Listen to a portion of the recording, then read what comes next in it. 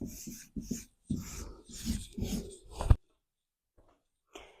everybody, I'm just working a little bit on some blocks for my new Star quilt. This is the larger size square end block, and I've been playing around with this. I was going to make it 4 by 4, but now I'm doing 3 by 3, I think, which puts it to a similar size as our new Star Course quilt, which is 66 inches square. If I decide to put a border on this, that will make it 68 inches square. But today we're talking about quilting. So last week you basted, fingers crossed, your quilt top. We sandwiched it with a backing and a batting, and we need to quilt it. There's a couple different things that you can do for quilting. You can send it to a long armor, and I'm going to talk a little bit later in this video about long arming and what the machine looks like, showing you my own machine.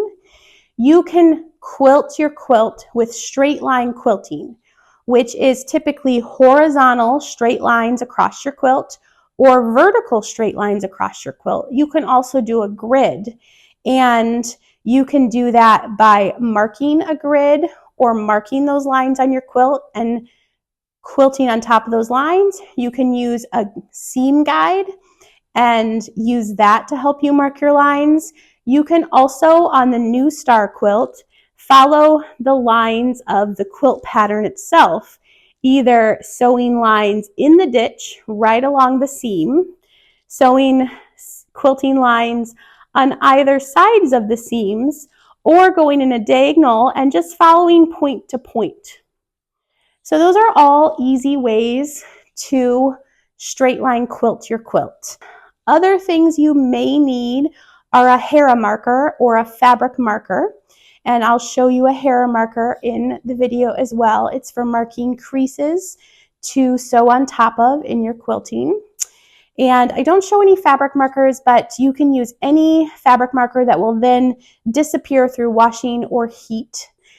You can practice by making a quilt sandwich with 2 pieces of fabric and a piece of batting, cutting it to a smaller size that you would make maybe into a pillow or into a pouch later, basting it just like I showed you last week, and you can practice on those on your domestic machine for quilting before you dive into your quilt. No shame either way. Practice or dive straight in. Okay, I just wanted to show you a long arm machine also. Now this is not something that I would say is common for quilters to own. If you're in the industry or you are a long arm quilter who does long arming for others, is when you would have this. But I do know some people who are very into quilting do make the investment. And because I have a pattern business, I did make the investment, and it has been great. For a long arm quilting, we'll send your quilt, your back and your batting separately to a long arm quilter. And they will load it on the machine separately. They load the backing on first, and then they put the batting on, and then they load the top on, and they use this machine to quilt your quilt top. So you can see the movement is very smooth. It can go in all directions. It goes from side to side all the way. So I only have the free motion option on my long arm. So that means I guide and do all the designs myself. A lot of long armors have a computerized version, which means they can load the quilt, start the machine with a special design, and it will go across the whole quilt in the amount of space that it can quilt at one time on its own. They would have to babysit it, so to speak. So a long armor, though, can be in the room doing other things or working on other quilts. I do know a lot of long armors, as they increase their business, will increase the amount of long arms that they have in their business. If you are long arming through a local long armor or finding one online that you ship your quilt to, they're going to charge you per inch. But I would say the average throw size quilt is going to cost between $75 to $200 to quilt, depending on exact size, pattern you pick, long armor you use, if you're shipping or not, because you do have to pay for the shipping as well. So I wanted to cover that in the quilting section of this course, just so you know what it would be and if that looks like an option for you, because quilting on your machine can be difficult depending on how large your machine is, if it's able to free motion quilt or not, can determine whether or not you're going to send your quilt to long armors, as well as the look you want to go for. A long armed quilt will have an all over precise design, whereas with free motion, you're using your own speed, your own arms to kind of plan out and do what you're going to do for free motion. And sometimes that can be a little bit wonky. It takes practice, right? If you're doing just straight line quilting, I do believe long armors will do that, but for the most part, that is a pretty simple way to quilt your quilt at home. So I have 2 quilt sandwiches here that I made to practice quilting on. We're going to try with a Janome Mod 30, which is a beginner sewing machine, and see what it can do for you guys while giving you some tips for quilting. If you've never quilted before and you want to practice, this is a great way to do it. Taking 2 pieces of fabric and sandwiching them with basted pins or spray basting or thread basting the exact same way as the basting videos. You just put a layer of batting in between and you can practice. This is a great thing to do for pouches or any pattern where you need to quilt a panel and then cut out your pieces. I am actually going to make these into the Hemingway pouch, which is a pattern by Center Street Quilts, and it's a really fun pouch to make. So that has batting in between 2 layers, and this has a fusible foam in between 2 layers, so it's a little bit thicker. So it's going to give us the same idea, and we're going to be able to see some quilting with it, but it is a little bit thicker, so our stitches will make kind of channels in there a little bit. So we're going to try some straight stitching. I have the regular just straight foot on my machine. I'll show you a picture of this foot and then a guide that will help you determine how far away from each other your straight lines for quilting are. Now, this Janome machine, the Mod 30, did not come with a quilting guide, but you can purchase these. These are very inexpensive. Other beginner machines may come with them. It literally looks like this. It's a metal kind of L-shaped arm, but I wanted to show you the seam guide. You see how it sticks in through, there's like a hole in the back of the presser foot and it just slides in. It's very tight in there. I don't want to take it out right now because we have a right dimension. And we measured from the needle point to the middle of the seam guide.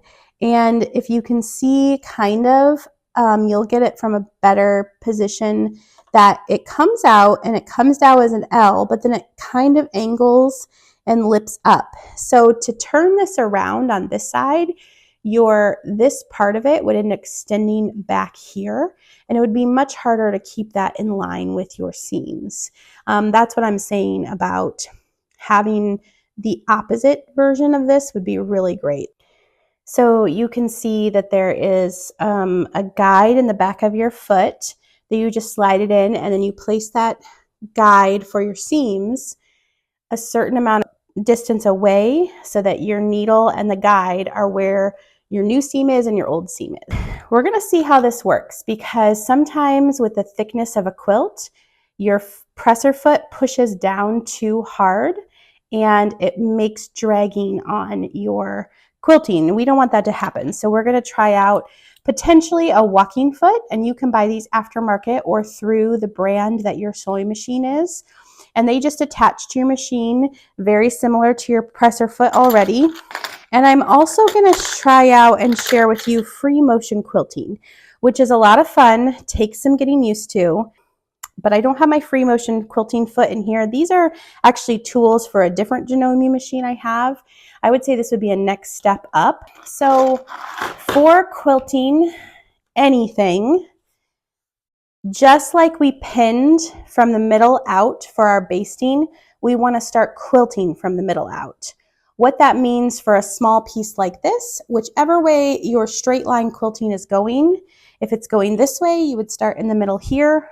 Doesn't have to be exact, can be rough. If you want it to go this way, you would start in the middle here. I'm going to do horizontal because this is going to become the Hemingway pouch, like I said. So I'm going to go across this way. With a larger quilt, you typically want to do the same thing. If this is the bottom of the quilt and this is the top, and you want your lines to go horizontal, you would start in the middle of the quilt and go across. Sometimes you can come back from the other direction.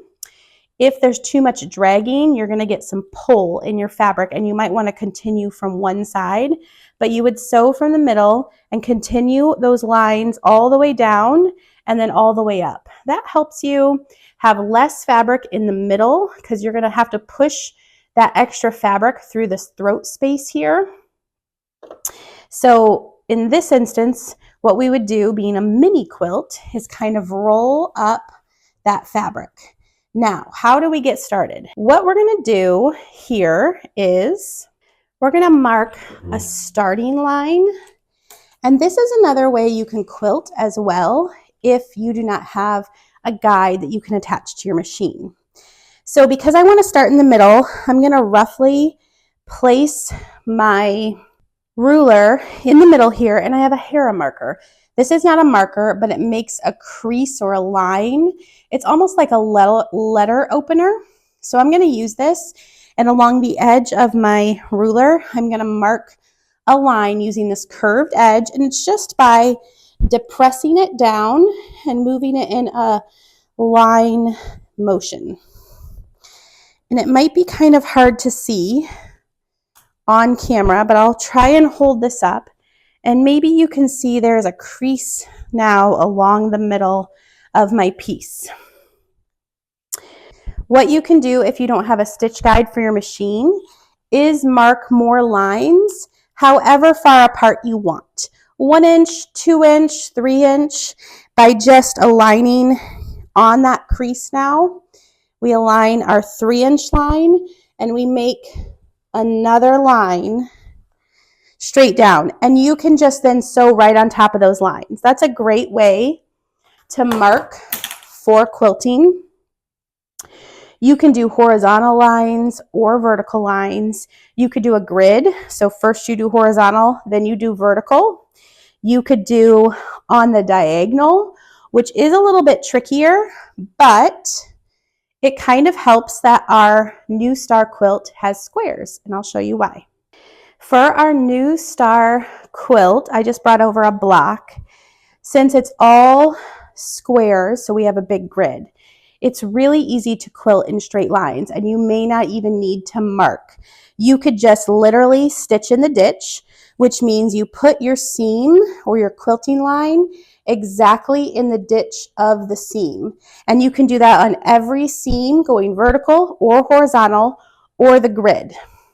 Another way you could do quilting is by sewing 1/8 of an inch to 1/4 of an inch away from each seam on both sides of the seam. And that would be a great thing to do horizontal or vertical or in the grid pattern as well. A little bit more quilting, but it's nice because you can just butt up the edge of your foot on your machine right next to that seam, and you don't need to do any guidelines. If you are wanting to do a diagonal grid, this is really great because basically you're just going to go from point to point on your quilt. You can make a guide with your Hera marker going up, or you can just eyeball it and just sew, aligning your next point after you come through your first point. Now, you don't have to just use a Hera marker. There are other fabric markers that disappear with heat or washing, and you could use something like that. I do have to say sometimes, no matter what sort of fabric marking tool you use, the lines will disappear over time. So often what I like to do if I am marking lines on a plain piece of fabric or quilt, I'll do a few lines and then I'll sew those lines, and then I'll mark a few more lines and sew those lines. Or if I'm not going to quilt it all at once, I will do that as well, so that when I come back, all my hard work of marking lines is not gone. let's get started and quilt a straight line.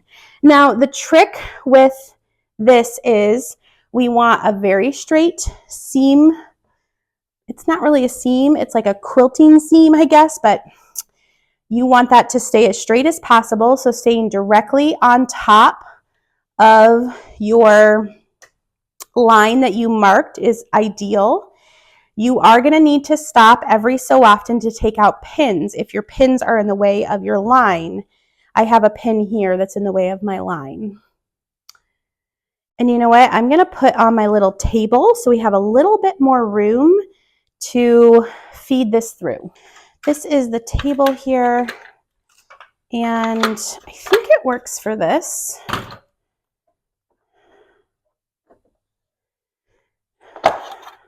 So this part would come off, place that out of the way, and then your table just kind of slides into that space and gives you a little bit more flat surface to go in and out with your hands. I find it very good for quilting and piecing to use your table because it's nice to have a little extra flat space at the same plane as it's feeding into your presser foot.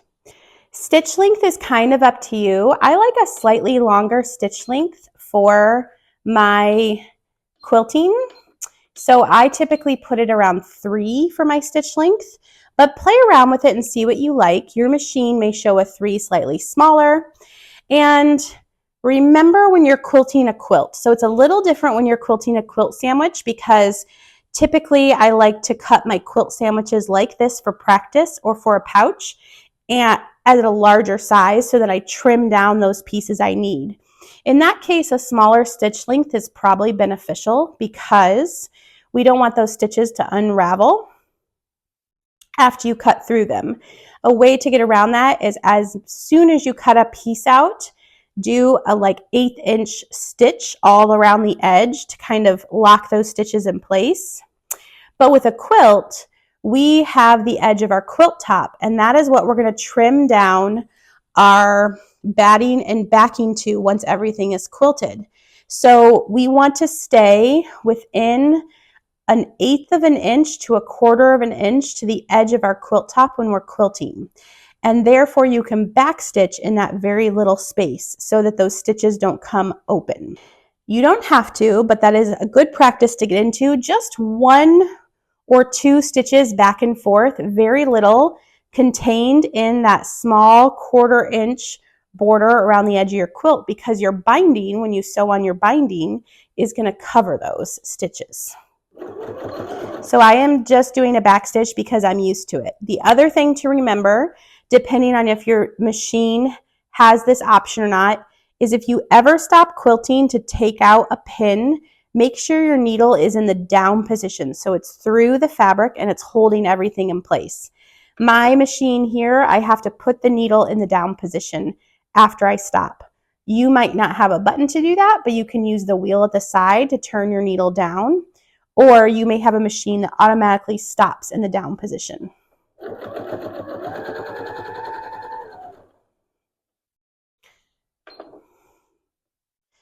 I am stopping here to take a pin out, and you just pull, unhook it, pull it out, and then rehook it, set it to the side.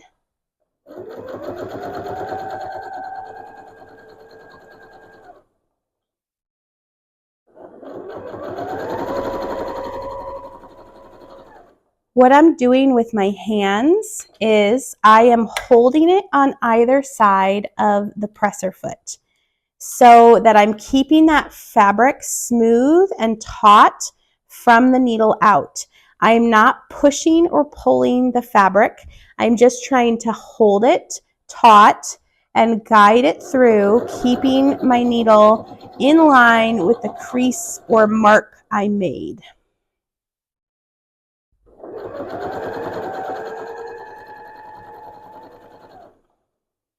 And it's always good when you take out pins, because there could end up being some bunching of fabric, to smooth everything out, feeling kind of the backing, just making sure everything feels smooth underneath and you don't feel any bubbles or wrinkles in the fabric.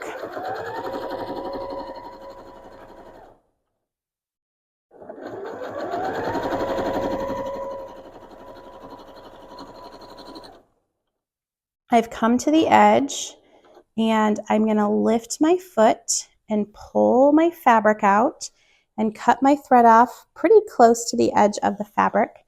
We're going to take a look at our first seam line here. This machine did an excellent job. This is even better than my Juki does. I think my Juki goes too fast, and the pressure of the foot, that's how close to the surface of this machine that presser foot pushes. You can adjust that on some machines. I'm not 100% positive how to do it on here, or if this machine has that capability. But it would be something you can find in your manual for any machine to see if there's a knob that helps your presser foot have less space between the surface here or more space between the surface of your machine. And that will determine if your fabric is too tight in there. It could pull, and that wouldn't be fun. It doesn't look as good. This one, I am very pleased with this. It did an excellent job. There's no pulling, so the trick will be with our next seam. What we have now is our seam guide that we want to measure and put in the place that we want it.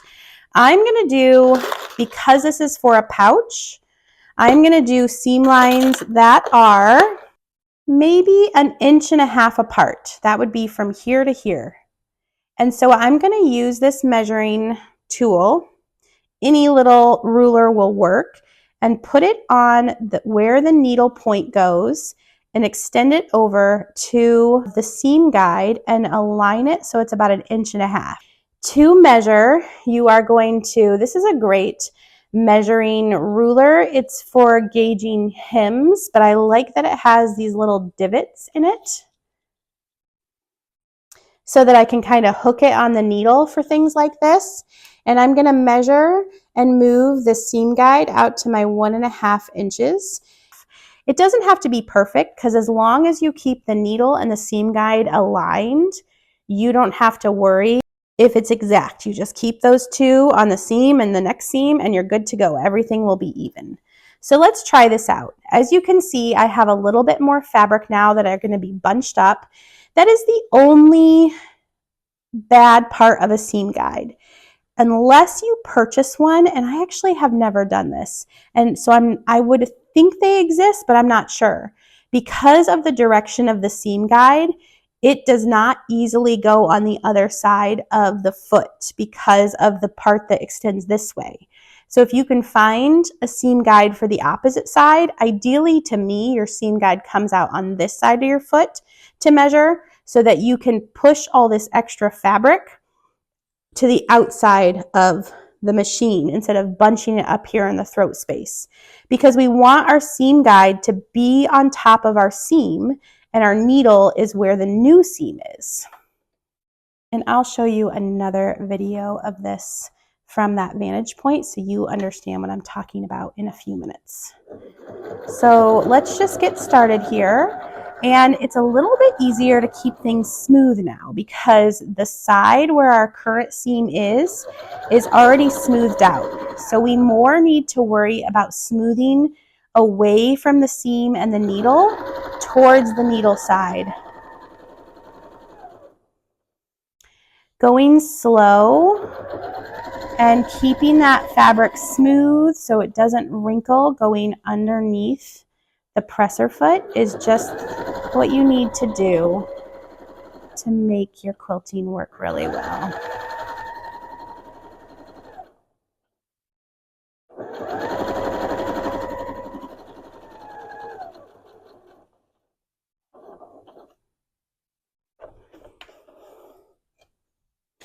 Okay, we have our next seam. And you guys, I am very pleased with this machine and how well it quilts. That's amazing. It's always great to check the back to make sure you don't have any wrinkles happening on those first couple of seams because from there we're going to keep smoothing. And if you have any at the start, those wrinkles are only going to stay in. So a couple things you can do. If you're going back and forth with straight seams, you can keep flipping sides, and so one side from the next. The main premise is that we want to start from the middle and work out. So if we're flipping sides, it's totally fine to we are still working from the middle out, or you can continue all down one side and then come back and go all down the next side. We're going to do a couple more seams with this vantage point, and then we'll flip to a vantage point looking at the machine so you can see what I'm talking about with the guide and how it's aligning and how my hands are looking.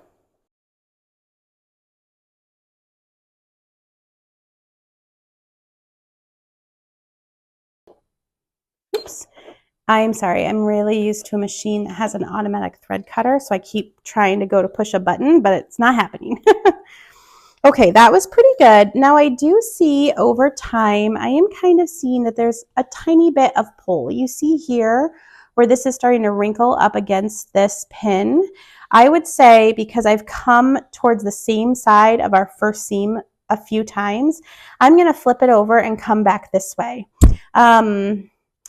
It's not that big of a deal because in our quilt top, our batting and our backing are several inches larger than our top. So if we're shifting a little bit out, it's still going to be on top of our batting and our backing. Here, it has overlapped a little bit, which is okay because I'm cutting these down to size.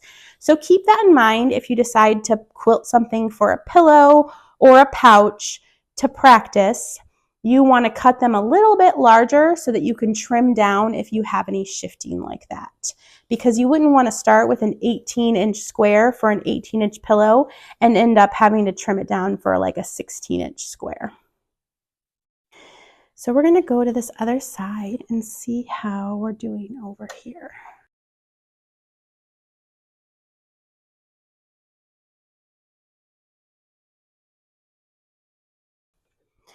All right, that looks really good. So let's switch our vantage point. I'm going to give you one seam line right in front because this is really hard to sew. The camera is literally in front of my face. So because we have the seam guide that we need to put on our seam to get the exact dimension to continue how far apart these are, that seam guide is going to come on top of our seam, and we're going to start with our needle right at the edge. Again, remember I said if you're on your quilt, you can do a back stitch or a lock stitch right within that 1/4 inch edge of the quilt. Here, because I'm trimming this down to size, I don't really need to. And I am just sewing. It does get a little bit trickier as you get fabric bunching up here in this throat space. One of the reasons I started upgrading machines when I started quilting, and it took a while, definitely years, is because I wanted more throat space here for quilting. And eventually I moved on to my long arm. So you can see here as I'm sewing, I hope that this is bunching a little, but as long as it's not a huge bunch, it does tend to smooth out as it goes under. I don't want any like big folds to happen, but I want to just keep an eye on that to make sure that the fold or that little ripple isn't going under the thing. Oops. Be careful as you have your fingers under there. Don't push your presser foot. I've heard one too many stories about people sewing through their fingers, and I don't want that to happen to any of you. As we come here to this, I'm going to put my needle down just so I can take my pin out right here. And I don't have to put my needle back up on this machine to start sewing, and most machines I don't think you would have to. And we came to the edge, and we are going to lift up and just pull this out. So there is our next seam. And it is looking nice and smooth. It's probably hard to tell on camera here, but we did get a nice smooth seam line there as well. If you have your whole piece of fabric or quilt with horizontal seams and you want to flip it to do vertical seams so you have a grid, you don't need to start in the middle. After these are in, they're going to hold everything in place, and then you could start from one end and go to the next. It is tricky though if you end up having a lot of fabric bunched up in here. A full quilt is going to be really rough to slide through this space, this throat space. I recommend kind of rolling it as it's coming through, and that will help you guide it through. So going from the middle to one side, even if you already have one whole direction of seam sewn, is helpful for just the thickness and size of the quilt itself. Our new Star quilt is 66 inches square if you're following the exact style of quilt that we're doing in this course. And so that's a really easy, not crazy size to quilt on a machine, but it can definitely take some getting used to. You could also start with a baby size, and that would be a really great size to start quilting with as well. Okay. Remember, you have a thread cutter on the side of your machine more than likely. If I end up finding a guide that goes in the opposite direction, I'll put that in the blog post. And most guides are interchangeable by machine brand. They're all pretty much the same, but even if you are buying something aftermarket, make sure it says for your machine within the description. I did buy feet for a couple machines, and they are aftermarket, but they said that they worked for Janome, but they didn't work for this Janome. So a lot of feet and sewing machine parts are interchangeable, but not everything is, because they do change things brand to brand, and sometimes even within the brand they change things for different machines just based on the size or the capacity of the machine.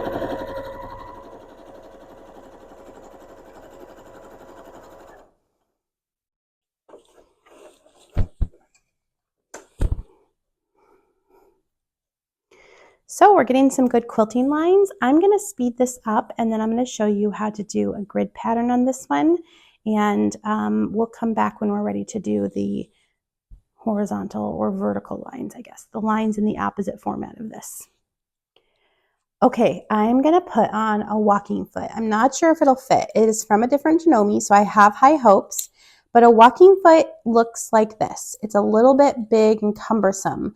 Basically, though, what it has is a mechanism to help lift the foot and walk it over the fabric so that you don't get any pulling of the fabric. So let me put this on and I'll show you how, and we'll test it out.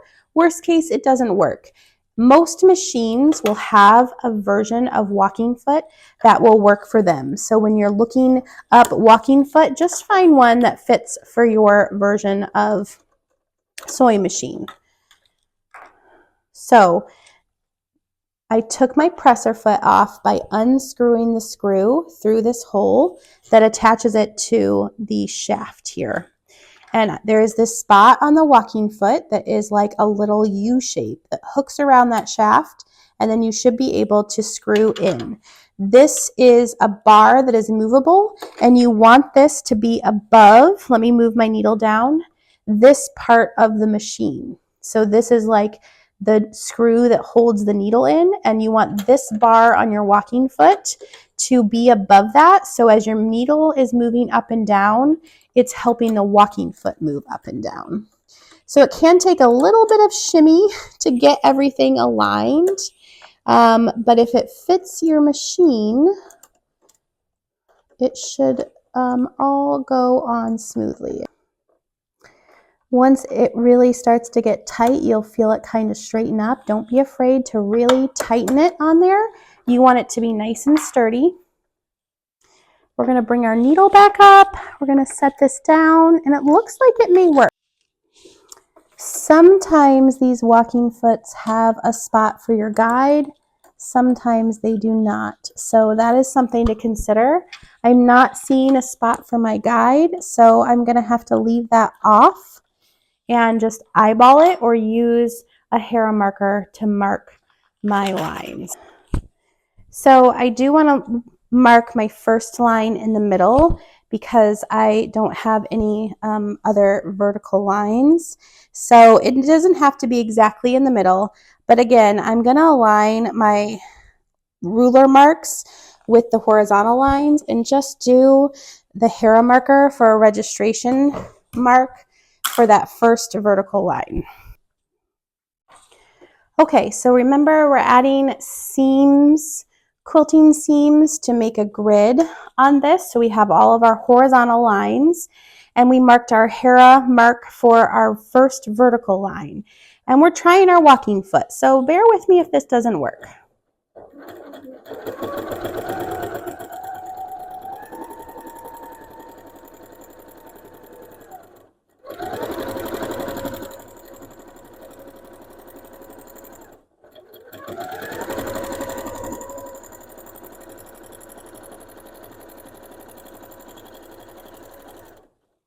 So that worked great. So I want to talk about a couple things.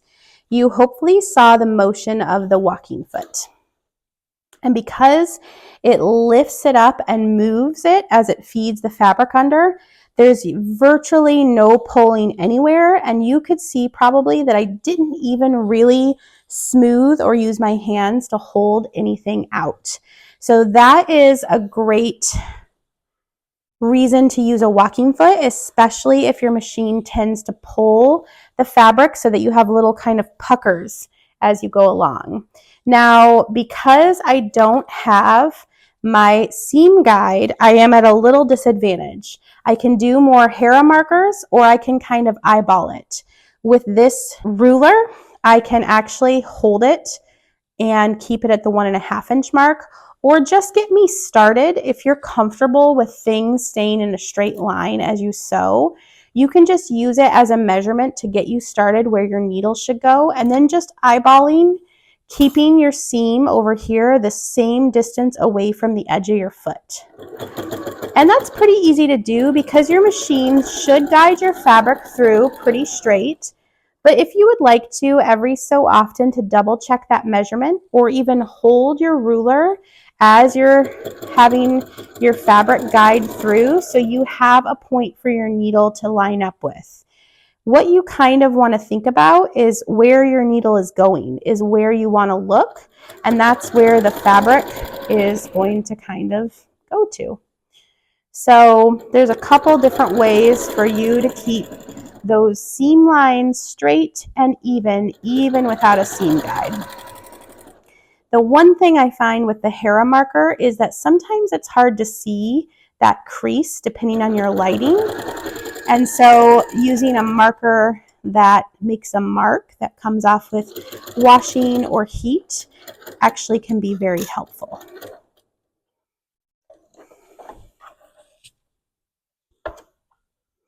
So a walking foot can be a little bit of an investment, but it is definitely worth it if you plan to do a lot of straight line quilting. A book I would highly recommend checking out or purchasing if you get a walking foot is a book by Jackie Gearing, or Gearing. I'm not exactly sure if I'm saying it correctly. It's called Walk, and it's all about walking foot quilting and just straight lines, but it shares a lot of information and it gives a lot of very cool designs that you can do with just a walking foot.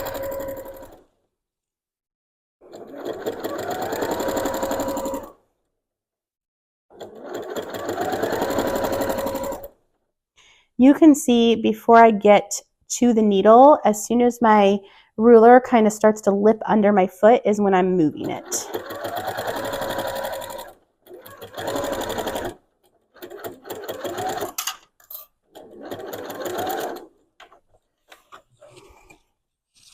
The nice thing about having no seam guide is you can have the extra fabric the larger portion of your quilt coming off this side and the smaller portion of your quilt on this side. I just marked a Hera marker line for my next seam because I want you to see how easy, and I think you probably saw it with our first line, with a walking foot and without any pins or hindrance of measurements, we can just kind of sail through this seam and come out with a beautiful straight seam because of our walking foot. You can see I'm not really even stopping, and I'm just kind of using my hands to lightly guide to make sure it stays on top of my Hera mark. So that is a great reason to do some marking. And now we have the start of beautiful grids for our quilting. So I would recommend, if you're going to do straight line quilting, to do some practice on a quilt sandwich. Find a pattern that needs quilted fabric and make some quilted fabric sections for that with your practice. And one that is a really great pattern is the Hemingway pouch. If you are used to working with zippers, and it's really not a hard zipper to install, I really love that pouch, and it uses a quilted panel. And also Knot and Thread has a really beautiful tote that uses quilted panels. There's lots of patterns like that, and even just a straight zippered pouch you can use a quilted panel for. Just remember, if you're not using a pattern, to double check your measurements of what size you need and make your quilt sandwich a little bit bigger so that you can trim your quilted panels down to size.